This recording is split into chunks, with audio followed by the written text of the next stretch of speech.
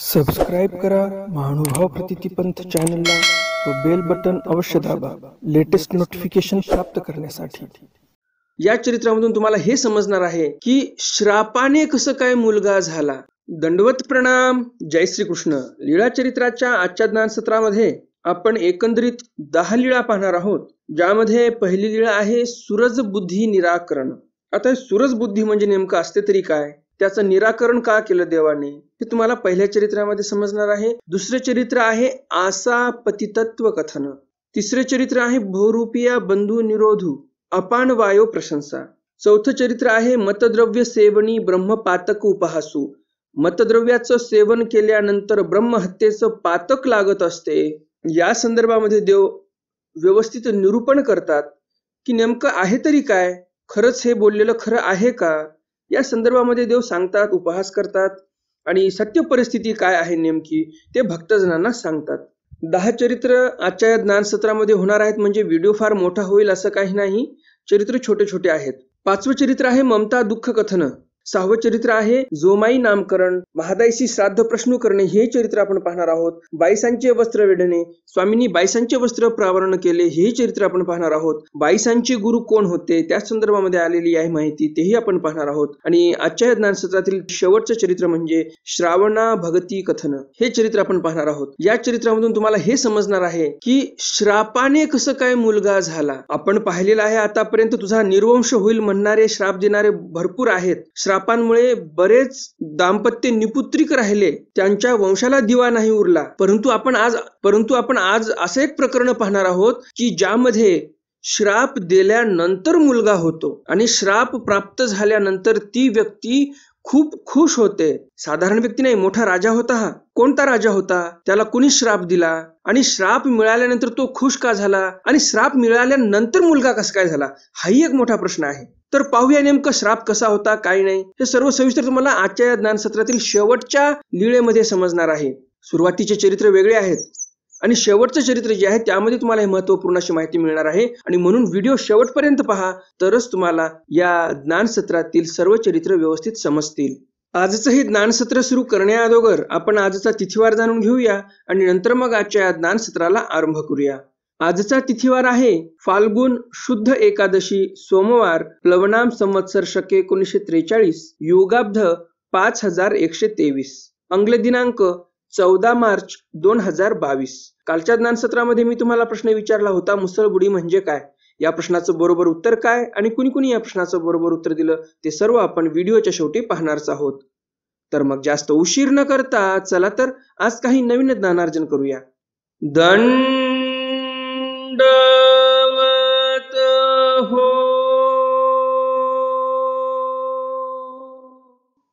मी ईश्वरदास महानुभाव सर्वांचं स्वागत करतो आपल्या महानुभाव प्रतितिपंथ या युट्यूब चॅनलमध्ये। आजच्या ज्ञानसत्रातील लीळा क्रमांक आहे लीळा चरित्र अज्ञात लीळा, लीळा क्रमांक 98, सूरज बुद्धी निराकरण। सूरज बुद्धी म्हणजे राजस बुद्धीचं निराकरण स्वामींनी केलं। कोणाची बुद्धी राजस झाली होती समोर पाहूया। भटी राजसी भावी श्रीमूर्ती विशेषे आकारिली। राजस भावनेने भटोबासांनीच स्वतःच्या मनामध्ये स्वामींची श्रीमूर्ती जी आहे ती विशेष आकाराने आकारली होती, राजस भावनेने। ते जाणून सर्वज्ञ म्हणितले, स्वामी तर सर्वज्ञच आहेत, ते जाणून भटोबासांच्या मनातील काय भावना आहेत, कशी राजस भावना निर्माण झालेली आहे हे जाणून सर्वज्ञ म्हणितले स्वामी म्हणतात, हे जरी स्त्री वेखे देव होते तरी वानरे सा गद पडते। स्वामी म्हणतात, आम्ही जर स्त्री वेशामध्ये अवतार घेतला असता आणि अशी जर राजस भावना निर्माण झाली असती तर वानरेशाला म्हणजे भटोबासाला गद पडते म्हणजे फार भयानक, फार मोठा दोष घडला असता। ते नेतया दैन्य झाली, भटोबासांच्या मनामध्ये दैन्य निर्माण झालं, दुःख करीती उणे पुरे करीती। आणि मग भटोबास लागले दुःख करायला की जे व्हायला नाही पाहिजे होतं तेच माझ्याकडून घडलेलं आहे। आणि मग भटोबास पुन्हा पश्चाताप करतात खूप की असं माझ्याकडून हा दोष का घडला, दुःख करतात, पश्चाताप करतात आणि स्वतःच्या दोषाचं कसं बस क्षालन करून घेतात ते। अज्ञात लीळा, लीळा क्रमांक 99, आसा पतितत्व कथन। सर्वज्ञ म्हणतले, हे जरी स्त्री वेखे देव होते तरी हा जणू आसा पती तू होता किंगा वानर्या। स्वामी म्हणतात भटोबासांना की वानर्या, आम्ही जर स्त्री वेशामध्ये अवतार घेतला असता तर हे आशा पतित झाले असते, सकळ जीव निष्ठेवरून ढळले असते, आणि म्हणून आम्ही स्त्री वेशामध्ये अवतार घेत नाही, असं स्वामी भटोबासांना निरूपण करतात. अज्ञात लीळा, लीळा क्रमांक 100. अज्ञात लीळेतील पहिलं शतक आपलं पूर्ण झालेलं आहे आज. बहुरूपिया बंधू निरोध आपान वायो प्रशंसा, बहुरूपी खेळता पवनू धरिला तयासी निरोध गुंतला. बहुरूपी लोक जे वेगळे वेगळे नाटकं करतात, काही चमत्कारी खेळ दाखवतात, काही अघटित असे कार्य करून दाखवतात, मग लोक त्यांना पैसे देतात. असे जे बहुरूपी असतात हे खेळ करत होते, आणि खेळ करत असताना त्यांच्या खेळामध्ये, विशिष्ट एका खेळामध्ये वायू धरावा लागायचा पोटामध्ये. ज्याप्रमाणे आपण जे नियुद्ध पाहतो, नियुद्धामध्ये पोटामध्ये वायू धरून ठेवावा लागतो. पोटावर कितीही मार दिला तरी मग त्या माणसाला काही होत नाही. नियुद्ध कशाला म्हणतात? आताच्या भाषेमध्ये सांगायला गेलं तर कराटे. कराटेसाठी जे काही कराटेचे वेगळे प्रकार असतात, मार्शल आर्ट आहे, कुंफू आहे, तायक्वांदो आहे, हे जे कराटेचे प्रकार आहेत, तर या कराट्यांना शुद्ध मराठी नाव म्हणजे नियुद्ध. तर नियुद्धामध्ये पोटामध्ये हवा धरावी लागते कधी कधी, आणि मग पोटावर काही मार दिला किंवा पोटावरून गाडी जरी नेली तरी काही होत नाही. तर हे जे बहुरूपी होते, हे जे खेळ करायचे, त्यामध्ये पण असा वायू पोटामध्ये धरावा लागायचा. परंतु परिस्थिती झाली अशी, वायू तर पोटामध्ये धरला, खेळ संपला. जो काही विशिष्ट खेळ होता, पूर्ण कार्यक्रम नाही संपला, विशिष्ट खेळ होता तो संपला. पण झाला असं, आता तो वायू सोडायचा, तर तो वायू मध्येच अडकला पोटामध्ये. ज्या कारणाने तो वायू पोटामध्ये धरला होता तो खेळ संपलेला आहे, आता वायू बाहेर सोडायचा आहे, परंतु वायू पोटामध्ये गुंतला, आता बाहेर यायलाच तयार नाही. तयाची मेहळीची म्हणती एकू पादू पादकांगा, एके पादे येतुकेही जीवणी, ऐसे वाढू वेळ प्रार्थले मग वारा सरला आणि वाधावणी देती. तो वायू काय बाहेर निघत नव्हता. त्या माणसाची पत्नी लागली आरडाओरडा करायला, रडायला लागली की पोटातला वायू निघून जावा, आणि मग थोड्या वेळाने तो वायू निघून जातो, आणि मग ते सर्व त्याच्या सोबतचे लोक वाधावणे देती, म्हणजे मग वाद्य वाजवायला लागले. सचा हाते ऐसे खेळती, पुन्हा खेळ चालू झाले. यावरी सर्वज्ञ म्हणितले पोरू जीव ऐसा असे, एक येण्याची जिताती, एक येण्याची मरताती, लाजा ऐसे एक. मग स्वामी म्हणतात बाई असं आहे, या वायूमुळेच माणसं जगतात. तर काही वायू असे असतात, ते जर अडकले तर त्या वायूमुळे एखाद्या वेळेस माणूस मरून पण जाऊ शकतो, आणि काही लोक लाजतात पण, असं देव इथे भक्तजनांना सांगतात. अज्ञात लीळा, लीळा क्रमांक 101. मतद्रव्य सेवणी ब्रह्मपातक उपहासू. मतद्रव्य सेवन केल्याने ब्रह्मपातक लागते. हे जे उक्ती आहे ही खरी आहे किंवा नाही, या संदर्भामध्ये देव निरूपण करतात. मार्गी चालता मातले याचा विटाळू झाला. काही संन्यासी रस्त्याने जात होते, एक दारुडे आला. मातला म्हणजे काय? दारू पिऊन उन्मत्त असा झालेला जो दारुड्या आहे, तो दारुड्या रस्त्याने जात होता. त्या दारुड्याचा स्पर्श एका संन्याशाला झाला. संन्यासिया तेही अंघोळी केलिया. आता या दारुड्याचा विटाळ झाला त्या संन्याशाला, म्हणून तो संन्याशी नदीवर जातो, आंघोळ करतो. मग वाळवंटी एकमेक विद्वांस संन्यासी, आणि काही लोक जवळी होते म्हणती, सुरापान केले या ब्रह्महनन केले होय, हे सने पाप ऐसे बोलिले, महादैसे स्नान सारुणी येताती ते ऐकिले. मग तो साधू नदीमध्ये जातो, आंघोळ करतो, वाळवंटामध्येच बसतो नदीच्या. बाकीचे काही साधू संन्यासी जवळ बसलेले होते, त्यांच्यासोबत तो गप्पा मारतो की असं असं आहे, सुरापान केल्याने म्हणजे दारू प्यायल्याने ब्रह्महनन होऊ शकते, एवढं पाप लागते, असं ते बोलत होते. महादेशांनी ते ऐकलं. महादेशा आंघोळ करून आल्या, आणि मग येऊनी गोसावी पुढे सांगितले. स्वामींपुढे येऊन सांगितलं. मग म्हणले जी हे कैसे. महादेश म्हणतात जी हे कसं काय बरं. हे संन्यासी म्हणत होते. गोसावी भट येती तव न बोलतीची. मग भट्ट महादायसा भक्तिजन सहित बोलिले. स्वामींनी तो प्रश्न ऐकून घेतला, परंतु देव काय बोलत नाहीत. कारण स्वामींना असं वाटलं एकट्या महादेशाला सांगण्यापेक्षा दोघं चौघं येऊ द्यावे, आणि मग एकदा सांगितलं म्हणजे दोघं चौघाला ऐकायला मिळेल, आणि म्हणून देव थांबतात. आणि मग भटोबास येतात, बाकीचेही भक्तजन येतात, आणि मग देव बोलायला चालू करतात. सर्वज्ञ म्हटले देखिले गा के जोनळ्याचे पाणी आणि धामुड्याची साली, आणि के ब्रह्मानन परिहा ठाव वेरी मतद्रव्य दूषिले. स्वामी म्हणतात बघा, कुणीकडे जोनळ्याचं पाणी म्हणजे ज्वारीचं पाणी, आणि कुठे धामुड्याची साल, या दोघांचं मिश्रण करून दारू तयार करतात. तर अशी ही दारू पियाल्याने खरंच ब्रह्मानंद लागेल का? काय आहे फक्त त्यामध्ये? जोनळ्याचं पाणी आहे आणि धामुड्याची साल, बाकी काय आहे? स्वामी म्हणतात आणि कुठे ब्रह्महनन, ब्रह्महत्या घडणे कुणीकडे आहे? परिहा ठाव वेरी मतद्रव्य दूषिले. परंतु येथपर्यंत त्या मद्यपानाला दूषण लावलेलं आहे, आणि ते दूषण एका दृष्टिकोनातून पाहायला गेले तर बरोबरही आहे. जर असं सांगितल्यानंतर कोणी दारू पित नसेल तर काय वावगा आहे त्यामध्ये, बरोबर की नाही? परंतु देव काय म्हणतात की सत्य परिस्थिती काय आहे ते मी तुम्हाला सांगतो, आणि म्हणून देव सांगत आहेत. सर्वज्ञ म्हणते ब्रह्म हत्या ते ब्राह्मणू हतील या विन कैसी घडे, पर एक अन्यथा ज्ञानी अभिलाष अभिमाने देखती ना बाई, ऐसे निरूपण केले. निरूपणी प्रस्ताव्य अनुरूप सर्वज्ञ म्हणतले.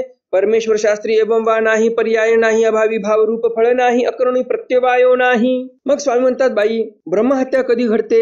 एखाद्या ब्राह्मणाला मारून टाकलं, एखाद्या ब्राह्मणाची हत्या केली तर ब्रह्महनन लागेल, ब्रह्महत्येचं पातक लागेल. परंतु काही लोक अन्यथा ज्ञानामुळं असं म्हणतात, आणि काही लोक त्या अभिमानाने बोलतात की आमच्या बाबांनी असं सांगितलं, आणि मग अभिमान घेऊन ते बोलतात. ऐसे निरूपण केले, असं निरूपण केलं देवाने. आणि निरूपणामध्येच प्रस्ताव्यानुरूप स्वामींनी एक महत्वाचं वाक्य सांगितलं, परमेश्वर शास्त्री एवं वा नाही. परमेश्वर शास्त्रामध्ये असं किंवा असं असं नाही. आपण म्हणतो सरळ ईश्वर प्राप्ती होणार तर ईश्वर प्राप्तीच होणार, त्यामध्ये एवं वा नाही की असंही करता येईल तसंही करता येईल, बरं हे जमलं नाही तर असं करा, मग ते जमलं नसेल तर तसं करा, असं नाही. परमेश्वर सरळ सांगतात, स्पष्ट सांगतात. एका परमेश्वराची भक्ती करायची, एवं वा नाही, त्याच्यामध्ये पर्याय नाही. एकनिष्ठतेने परमेश्वराची भक्ती करायची तरच तुम्हाला ईश्वर प्राप्ती होईल. यामध्ये देव पर्याय देत नाहीत असं देव म्हणतात. ईश्वर धर्मच याला म्हणतात. एकनिष्ठता ज्याच्यामध्ये आहे तोच ईश्वर धर्म आहे, पर्याय नाही इथे. अभावी भावरूप फळ नाही. अभावी म्हणजे ब्रह्महत्या केलीच नाही, अभाव आहे त्याचा, परंतु त्याचं भावरूप फळ होणार म्हणजे ब्रह्महत्या केली त्याचं पातक लागणार, असं कधी या ब्रह्मविद्येमध्ये सांगितलेलं नाही. ईश्वर धर्मामध्ये असं कधी होत नसते. अकरणी प्रत्यवायो नाही. अकरणी म्हणजे जर तुम्ही काही कोणती क्रिया केलीच नाही तर त्याचे प्रत्यवायाचे नरक तुम्हाला होणार नाहीत. देवता धर्मामध्ये जर कोणती क्रिया केली नाही, तुम्ही अर्धवट सोडली, तर त्याचे प्रत्यवायाचे नरक भोगावे लागतात या जीवाला. स्वामी म्हणतात तसं आमच्यामध्ये नाही, ईश्वर धर्मामध्ये तसं काही नाही. अज्ञात लीळा, लीळा क्रमांक 102. ममता दुःख कथन. ममतेमुळं दुःख होते, त्या संदर्भात देव कथन करतात. सर्वज्ञ मंदिरे अंतुला पासी बाहेरलू निका, तो ते तुकिया ममते वेगळा, तया ते तुके दुःख नाही, की बाई घरांतुल पासी तो निका. स्वामी म्हणतात बाई, आतल्यापेक्षा बाहेरचा चांगला. तो जेवढे वेळ बाहेर राहिला किंवा बाहेरच मेला तर इकडली ममता राहणार नाही त्याला तेवढं दुःखही होणार नाही. घरातल्यापेक्षा बाहेरचा कधीही निका, असं देव इथे निरूपण करतात. अज्ञात लीळा, लीळा क्रमांक 103. जोमाई नामकरण. जोमाईसाचं नामकरण देवाने केलं. जोमाईसे ती दुबळी धोंगडा सावला, खांडा बाह्याची चोळी, निळ भरी कुंकू, निगत निगती ते देखोनी सर्वज्ञ म्हणितले. सुवासिनी मिरवते कैसी. जोमाईसा फार गरीब होती. ही जोमाईसा म्हणजे जिला दीपन शक्ती दिली तीच जोमाईसा.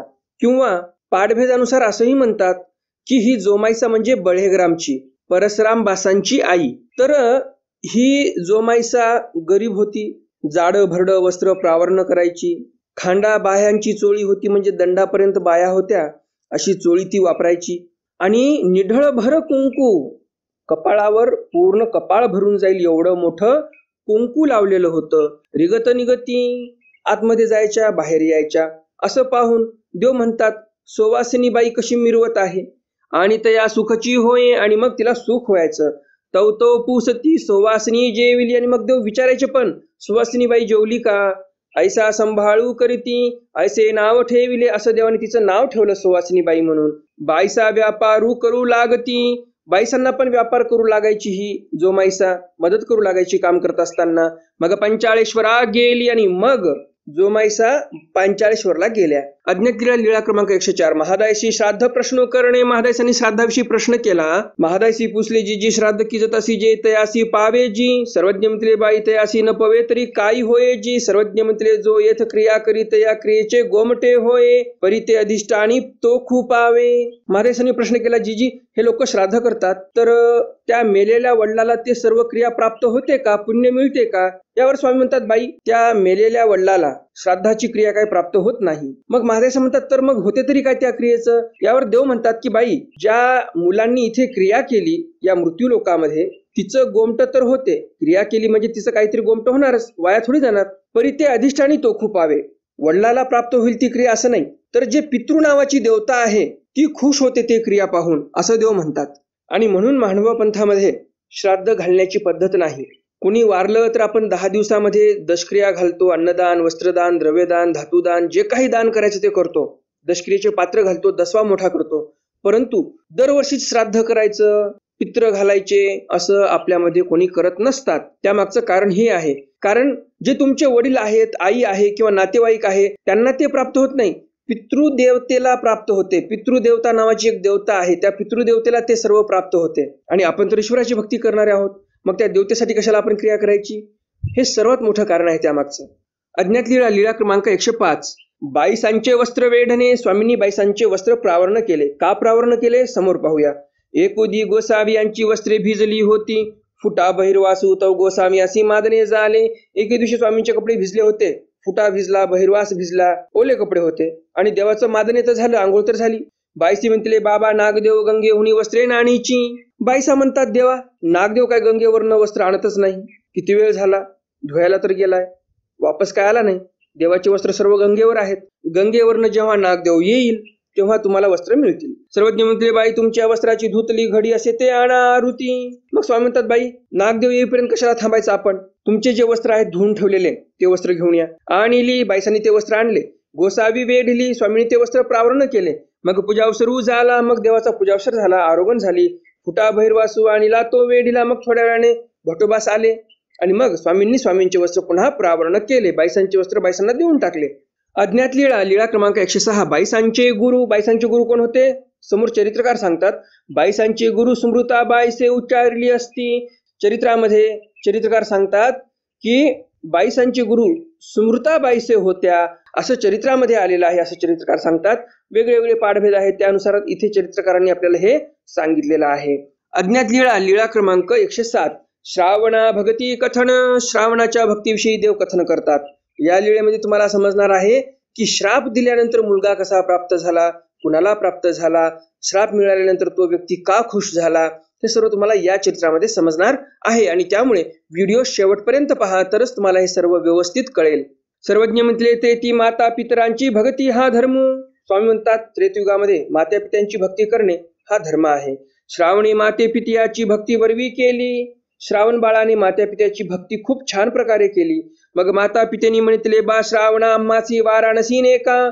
माता पिते म्हणतात, बाळ श्रावणा आम्हाला वाराणसीला ने बरं, ती आपली काशी आहे आणि काशीचं दर्शन तर झालंच पाहिजे. आणि म्हणून हे माता पिता त्या श्रावणाला म्हणतात की मला तिथे घेऊन चल.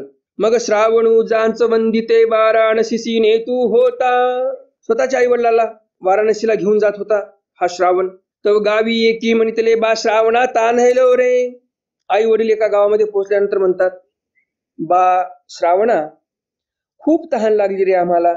मग श्रावणे सुनिया मांजरा तव वृक्षाची खांदी एक कावडी घातली. मग श्रावण बाळाने काय केलं, ती कावडी अशीच कुठेतरी खाली ठेवून दिली.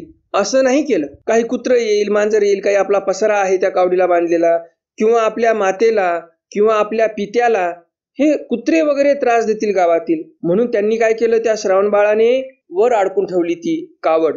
झाडाला कुठेतरी असं उंच ठिकाण पाहिलं आणि तिथे अडकून ठेवली. म्हणजे मुलगा किती काळजी घ्यायचा बघा. आपली अशी भारतीय संस्कृती होती की या भारतीय संस्कृतीमधील जे शिक्षण पद्धती होती, या शिक्षण पद्धतीतून जे शिक्षण घेतलेले मुलं बाहेर निघायचे ते असे व्हायचे श्रावण बाळासारखे. आणि सध्याची शिक्षण पद्धती काय आहे आणि कसे मुलं होत आहेत ते तर तुम्ही पाहतच आहात. इंग्रजांनी जे शिक्षण पद्धती दिली तेच चालू आहे. बरं, इंग्रजांनी शिक्षण पद्धती दिली हा तर अन्याय झालाच हिंदू लोकांवर, परंतु दुसरा अजून एक कळस झाला त्यामध्ये. भारत स्वतंत्र झाला 1947 साली आणि या राष्ट्रद्रोही काँग्रेस पार्टीने काय केलं तर या हिंदूंच्या डोक्यावर मौलाना अबुल कलाम आझाद नावाचा एक मौलवी, एक मुल्ला, एक मौलाना आपल्या डोक्यावर ठेवला. मग तुम्ही सांगा, हा मुल्ला, हा मौलाना आपल्या हिंदू धर्मातील चांगल्या गोष्टी, चांगल्या परंपरा आपल्या मुलांना शिकवेल का? कारण शिक्षण मंत्री होता तो. मग शिक्षण या हिंदू मुलांनी कसं घ्यावं, हिंदू मुलींनी कसं घ्यावं ते त्यानं ठरवलं. त्यांनी स्वतःचे बादशाह मोठे केले. औरंग्या असेल दरोडेखोर, गजनी असेल दरोडेखोर, कुतुबुद्दीन ऐबक असेल जो दरोडेखोर, मोहम्मद तुगलुक असेल, हे सर्व दरोडेखोर जे होते लांडकाडाचे, यांना त्याने बादशाह केलं. आणि आपल्याच मुलाबाळांच्या तोंडामध्ये, मुलाबाळांचं सोडून द्या, मोठे मोठे तुम्ही जे कोणी मोठे असाल तुम्हालाही माहिती आहे, बादशाह औरंगजेब तुम्ही पण असेच म्हणत असणार, बादशाह शहाजहान, बादशाह अकबर तुम्ही पण असेच म्हणत असणार. हे कोणी घातलं आपल्या तोंडामध्ये? या मौलानाने घातलेलं आहे. मौलाना अबुल कलाम आझाद 1947 पासून ते 1977 पर्यंत जवळजवळ 30 वर्ष हे मुल्ला मौलवीच शिक्षण मंत्री होऊन बसले होते. भारतातील या हिंदू मुलांनी, हिंदू मुलींनी काय शिक्षण घ्यावं या मौलानांनी ठरवलं. मग तुम्ही सांगा, यांनी काय खरंच आपलं भलं करण्यासाठी शिक्षण पद्धती ठरवली असेल का? चांगलं सिलेबस तयार केला असेल का? तर नाही. आपली मुलं कसे बिघडतील, आपली मुलं आपल्या संस्कृतीपासून कसे दूर जातील, आपली मुलं साधू संतांना कसे नाव बोटं ठेवतील, आपली मुलं देवाधर्माला कसे नाव बोटं ठेवतील, आपली मुलं आपल्याच कृष्णाची कशी टिंगलटावाळी करतील, हेच यांनी शिकवलं. आणि तथाकथित पुरोगामी हिजडे जे जन्माला आलेत ते या शिक्षण पद्धतीतूनच जन्माला आलेले आहेत. ते हे सर्व देण कोणाची आहे? या मौलाना मुल्ला मौलवींची देण आहे. हे सर्व आपलेच हिंदूचे मुलं श्रीकृष्णाला नाव बोटं ठेवतात. चांगलं घ्यायचं देतात सोडून श्रीकृष्ण महाराजांकडून भलतं सलतच काहीतरी घेतात. बरं, त्यांना तरी काय म्हणावं? हे आपले भजनी मंडळ, जे काही भजनी मंडळ मोठ्या मोठ्या कार्यक्रमामध्ये आपल्या मानव पंथामध्ये पण भजनी मंडळ येतात, काय भजनी मंडळ भजन म्हणतात होते? चावट कृष्ण, माझा हात धरतो कृष्ण म्हणणारे अशा गवळणी म्हणतात. गवळण म्हणतात, त्यामध्ये ते गवळणी त्या श्रीकृष्णाला शिवाय देतात, चावट म्हणतात, नाठाळ म्हणतात, बऱ्याच काही शिवाय देतात. तर हा मूर्खपणाचा कळस आहे. श्रीकृष्ण महाराजांवर कोणी अन्याय केला असेल आपल्या मानव पंथीयांनी किंवा हिंदू धर्मातील जे काही भजनी मंडळ आहेत यांनीच अन्याय केला. हे भजनी मंडळवालेच फार लोक त्या श्रीकृष्ण महाराजांना शिवाय देतात. त्या श्रीकृष्ण महाराजांच्या तळपायाची बरोबरी करण्याची अवकात आहे का तुमची? त्यांना शिवाय देता, बावळट म्हणता, चावट म्हणता, खोडी काढली म्हणता. अरे मूर्खांनो, 13-14 वर्षाचं पोरग मुलींची खोडी काढेल का? एवढी तर अक्कल ठिकाणावर ठेवून भजन तयार करावे आणि मग गवळणी म्हणाव्यात. आणि हे आपले लोक पुन्हा वासनिक मंडळी 10 रुपये, 20 रुपये, 50 रुपये, पैशाचं मला घेणं देणं नाही. कुठे उधळा पैसे, तुमचे पैसे आहेत, परंतु योग्य ठिकाणी तर द्या पैसे. श्रीकृष्ण महाराजाला शिवाय देतील तिथे तुम्ही पैसे देणार, त्यांना प्रोत्साहन देणार. सर्वात मोठे पापी तर तुम्ही आहात. येऊ द्या रागाला, तर काही फरक पडत नाही मला. आणि अजून पाप कमवायचं असेल तर कमवा, खुशाल कमवा. देवाला शिवाय देणाऱ्यांना तुम्ही पैसे पुरवा आणि अजून मोठे पापाचे भागीदारी व्हा, तुमची मर्जी. फक्त शेवटी एवढं सांगेल मी, श्रीकृष्ण भगवंतावर जर कोणी अन्याय केला असेल तर सर्वात जास्त अन्याय हे जे श्रीकृष्ण महाराजाला नाव बोटे ठेवणारे आहेत यांनी केलेला आहे. त्यामध्ये मग आपले पण वासनिक मंडळी आहेत, आपल्या मानव पंथातील भजनी मंडळ पण आहेत, जे काही अन्य संप्रदायातील असतील भजनी मंडळ ते पण तेवढेच कारणीभूत आहेत आणि तेवढेच पापाला भागीदारी आहेत. श्रीकृष्ण महाराज गोकुळामध्ये किती वर्ष राहिले? 14व्या-15व्या वर्षी तर कंसाला मारलं. आणि त्या लहान लेकराला 12-13 वर्षाचं लेकरू श्रीकृष्ण महाराज म्हणजे गोकुळातील, त्यांना तुम्ही चावट म्हणता. आणि त्या लहान लेकराने गवळणीचा हात धरला म्हणता आणि हात धरल्यानंतर हातातील बांगडी टिचून गेली म्हणता. अहो, त्या लहान लेकरानं हात धरला असेल तरी लोणी दे म्हणून हात धरला असेल, बांगड्या टिचवायला हात धरलाय का तुमचा? काय गवळणी करताय तुम्ही? काय भजन करताय? आणि बऱ्यापैकी आपली काही वासनिक मंडळी आहे जिथे जाऊन पैसे उधळत बसतात. श्रीकृष्ण महाराज फक्त 14 वर्षापर्यंत 15 वर्षापर्यंत जास्तीत जास्त राहिले असतील त्या गोकुळामध्ये. 16व्या वर्षी तर देव मथुरेत आले आणि कंसाला मारलं. आणि त्यानंतर धर्म संस्थापनार्थाय संभवामी युगे युगे म्हणत धर्माची संस्थापना देवाने केली, असुरांना मारलं, किती पराक्रमी कामं केलेत, किती भक्तजनांना संकटामध्ये धावून गेलेत श्रीकृष्ण महाराज. यावर कोणी भजन करायचे? श्रीमद भगवद्गीतेसारखा ग्रंथ श्रीकृष्ण महाराजांनी निरूपण केला, कधी त्यावर केलंय तुम्ही भजन? भजनी मंडळांनी त्यावर कधी भजन प्रस्तुत केलेत कार्यक्रमांमध्ये? ज्यांनी केले असतील ते महत्भाग्याचे, अहोभाग्याचे आहेत, परंतु ज्यांनी केले नसतील तर ते पापाचे वाली आहेत. जे फक्त श्रीकृष्ण महाराज म्हणजे गवळणींना छेडणारा, गवळणीचे हात धरणारा, बांगड्या तोडणारा, गवळणीच्या पलंगावर जाऊन बसणारा, असे जर तुम्ही गवळणी प्रस्तुत करत असाल तर ज्याप्रमाणे मागे आपण पाहिलं निर्वंश होईल असं देव म्हणतात, तर नक्कीच तुमचाही निर्वंश होईल. आता मला काही फोनही करतील लोक हे ऐकल्यानंतर, काही फरक पडत नाही. सत्य जे आहे ते मी तुम्हाला सांगणार आहे. तर ज्या श्रीकृष्णाने गीतेसारखा महान ग्रंथ केला, आपल्यासाठी सांगितला, त्या गीतेवर कधीतरी काव्य करा. नाहीतर मग काही नाही, वृंदावनन, कृष्णन, गवळणीन, गोपिकान, बस त्याच्यातच तुम्ही परेशान. हे कशामुळे घडते? जैसी दृष्टी वैसी सृष्टी. तुमची दृष्टी तशी आहे. श्रीकृष्ण महाराजांची लीळा तर निरागस आहे, तुमची पापी दृष्टी आहे म्हणून तुम्हाला तसं सुचते ते. स्वातंत्र्यवीर सावरकरांची दृष्टी बघा श्रीकृष्ण महाराजांकडे बघण्याची. स्वातंत्र्यवीर सावरकरांनी एक काव्य केलं. त्या काव्यामध्ये काय म्हणतात स्वातंत्र्यवीर सावरकर? साधु परित्राणाया दुष्कृती नाशाया भगवन भगवत गीता सार्थकराया जय देव जय देव जय जय शिवराया. शिवराय म्हणजे महादेव नाही बरं का, शिवराय म्हणजे छत्रपती शिवाजी महाराज. छत्रपती शिवाजी महाराजांवर एक काव्य केलं, त्यामध्ये श्रीकृष्ण महाराजांची आठवण झालेली आहे स्वातंत्र्यवीर सावरकरांना. श्रीकृष्ण महाराजांच्या उक्तीची आठवण झालेली आहे स्वातंत्र्यवीर सावरकरांना. जे उक्ती आहे श्रीकृष्ण महाराजांची, यदा यदा हि धर्मस्य ग्लानिर्भवति भारत अभ्युत्थानम धर्मस्य तदात्मानं सृजाम्यहं परित्राणाय साधूनां विनाशाय च दुष्कृतां धर्म संस्थापनार्थाय संभवामि युगे युगे. श्रीकृष्ण महाराज जे म्हटले की धर्माची स्थापना करण्यासाठी मी येतो, साधूंचं रक्षण करतो, दुष्कृताचा नाश करतो, पापी लोकांचा नाश करतो असं देवाने सांगितलं श्रीकृष्ण महाराजांनी. तर काव्य करावं तर हे असं करावं. स्वातंत्र्यवीर सावरकर तेच म्हणतात की श्रीकृष्ण महाराज म्हणतात साधू परित्राणाया. काय म्हणतात श्रीकृष्ण महाराज? मी साधूंचं रक्षण करण्यासाठी येतो, साधूंचं रक्षण करण्यासाठी, धर्माची स्थापना करण्यासाठी येतो. आणि दुष्कृती नाशाया काय म्हणतात स्वातंत्र्यवीर सावरकर? साधू परित्राणाया दुष्कृती नाशाया भगवन भगवत गीता सार्थ कराया. काय म्हणतात की देवा साधूंचं रक्षण करण्यासाठी या, धर्माचं रक्षण करण्यासाठी या. दुष्कृत म्हणजे जे वाईट कर्म करणारे, दुष म्हणजे वाईट, कृत म्हणजे कृती करणारे, वाईट कृती करणारे वाईट लोक जे आहेत त्यांचा नाश करण्यासाठी या तुम्ही. स्वातंत्र्यवीर सावरकरांची दृष्टी तशी होती श्रीकृष्ण महाराजांकडे पाहण्याची. आणि म्हणून स्वातंत्र्यवीर सावरकरांना असे श्रीकृष्ण महाराज दिसले. आणि पानसट लोकांना कसे श्रीकृष्ण महाराज दिसतात? तर गवळींचा हात धरणारे, गवळींच्या पाठीमागे धावणारे, हे पानसट लोकांचे काम. स्पष्ट बोलतो मी. आणि देवाची जर तुम्ही अशी बदनामी करत असाल, मी तुम्हाला सुरुवातीला सांगितलेलं आहे लहान लेकरू आहे श्रीकृष्ण महाराज म्हणजे.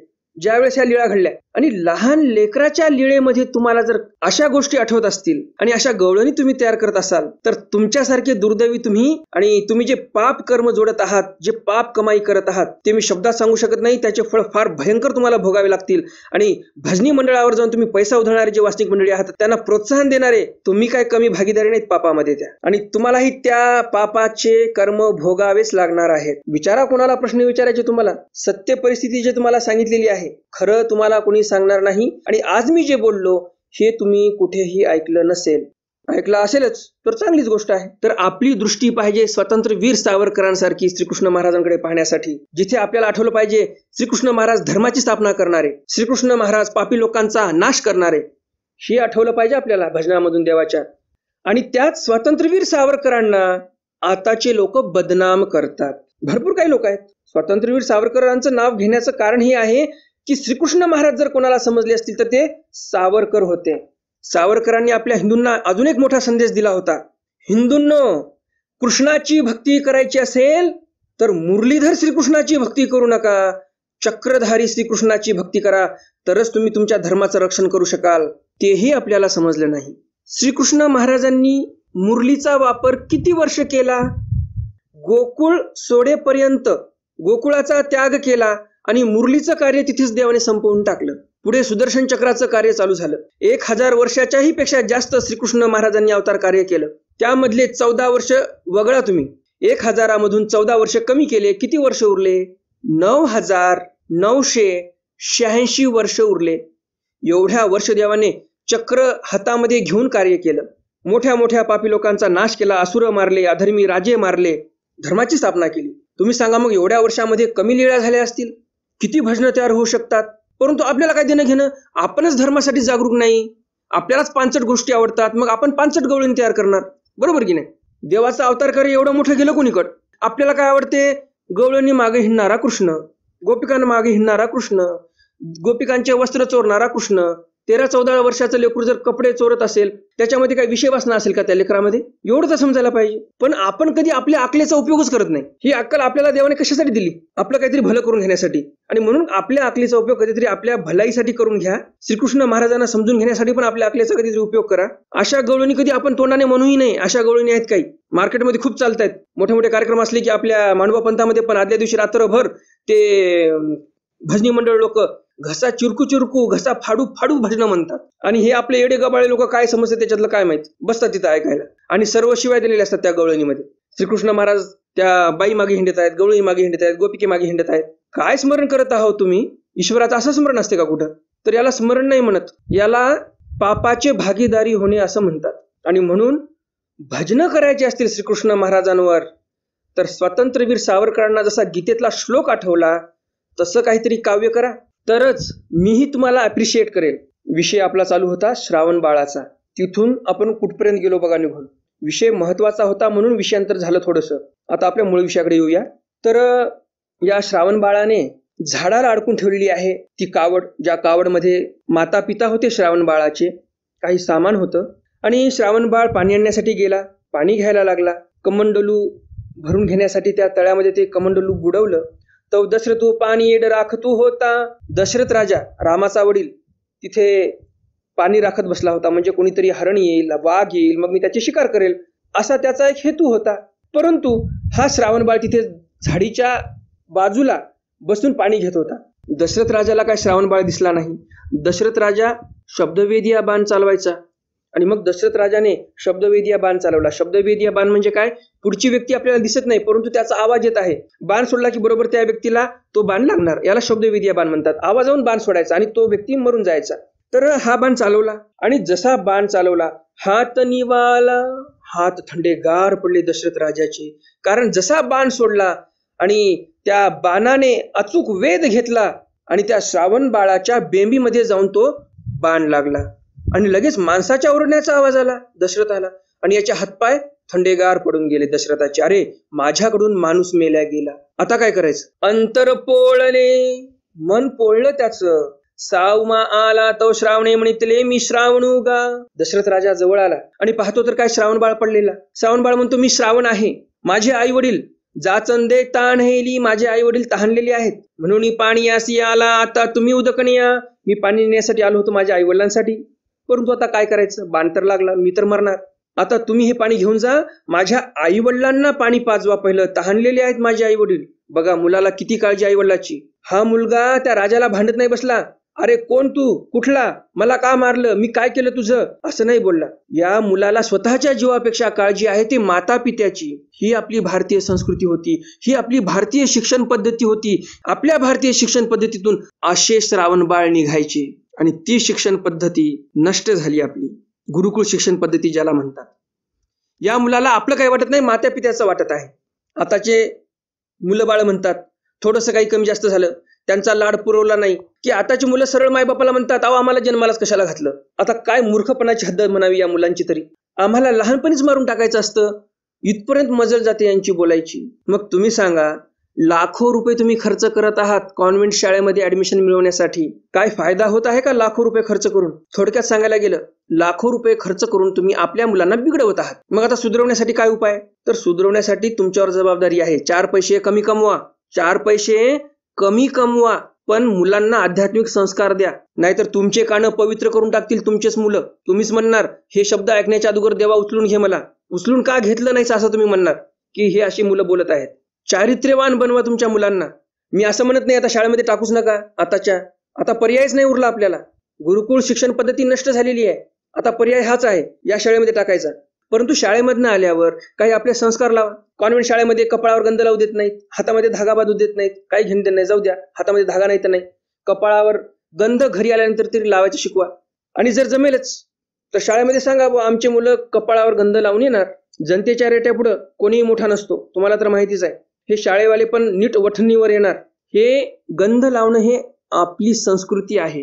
स्वामींनी सांगितलं संन्याशांसाठी लावू नये, परंतु तुम्ही जे आहात वासनिक मंडळी, तुम्ही तर लावलाच पाहिजे असं मला तरी वाटते. यामागे सायंटिफिक रिझन पण आहेत, परंतु आता ते रिझन जर सांगायला बसलो तर व्हिडिओ फार मोठा होऊन जाईल. तर तुम्ही सायंटिफिक रिझन सर्च करू शकता गुगलवर, युट्यूबवर. तिलक लगाने के फायदे, तिलक लगाने के वैज्ञानिक कारण, असं काही तुम्ही जर सर्च केलं तर तुम्हाला भरपूर सारं ज्ञान मिळून जाईल. तर मग श्रावणबाळ म्हणतो, माझ्या आईला पाणी पाजवा नेऊन पहिलं. तिथे गेल्यानंतर काही बोलू नका, हु म्हणा फक्त, असं श्रावणबाळ सांगतो. मग दशरथ राजा गेला, काही बोलत नाही, पाणी पाजतो.